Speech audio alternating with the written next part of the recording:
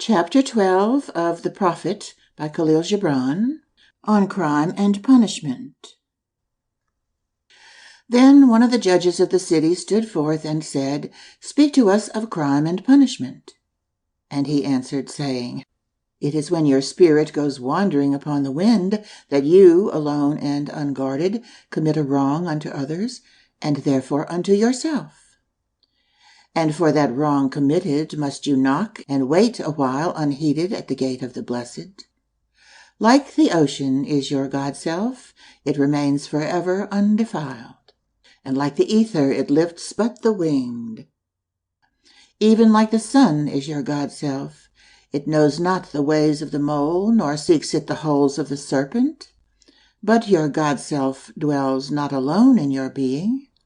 Much in you is still man, and much in you is not yet man, but a shapeless pygmy that walks asleep in the mist, searching for its own awakening. And of the man in you would I now speak, for it is he, and not your God-self, nor the pygmy in the mist, that knows crime and the punishment of crime. Oftentimes have I heard you speak of one who commits a wrong as though he were not one of you, but a stranger unto you and an intruder upon your world. But I say that even as the holy and the righteous cannot rise beyond the highest which is in each one of you, so the wicked and the weak cannot fall lower than the lowest which is in you also. And as a single leaf turns not yellow, but with the silent knowledge of the whole tree, so the wrongdoer cannot do wrong without the hidden will of you all. Like a procession, you walk together towards your God-self.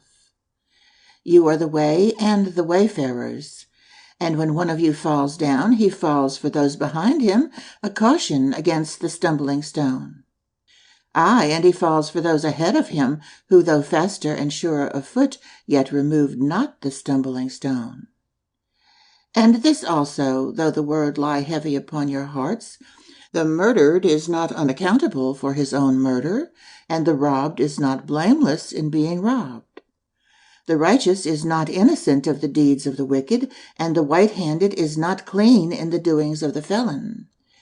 Yea, the guilty is oftentimes the victim of the injured, and still more often the condemned is the burden-bearer for the guiltless and unblamed. You cannot separate the just from the unjust, and the good from the wicked, for they stand together before the face of the sun, even as the black thread and the white are woven together.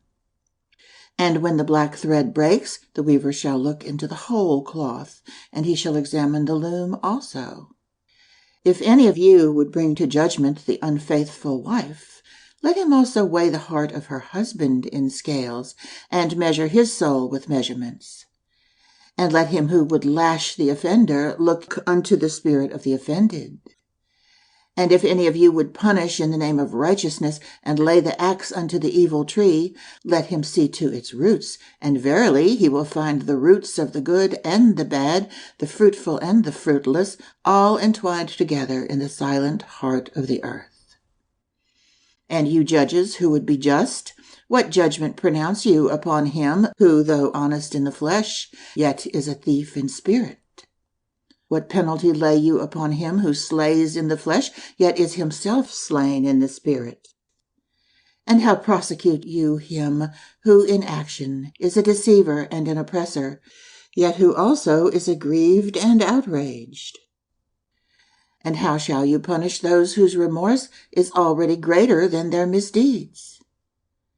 Is not remorse the justice which is administered by that very law which you would fain serve? Yet you cannot lay remorse upon the innocent, nor lift it from the heart of the guilty.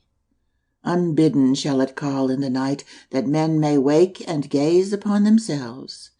And you who would understand justice, how shall you unless you look upon all deeds in the fullness of light?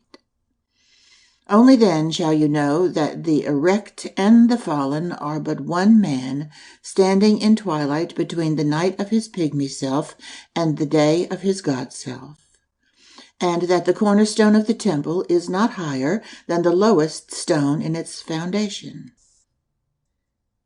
End of chapter 12, Crime and Punishment.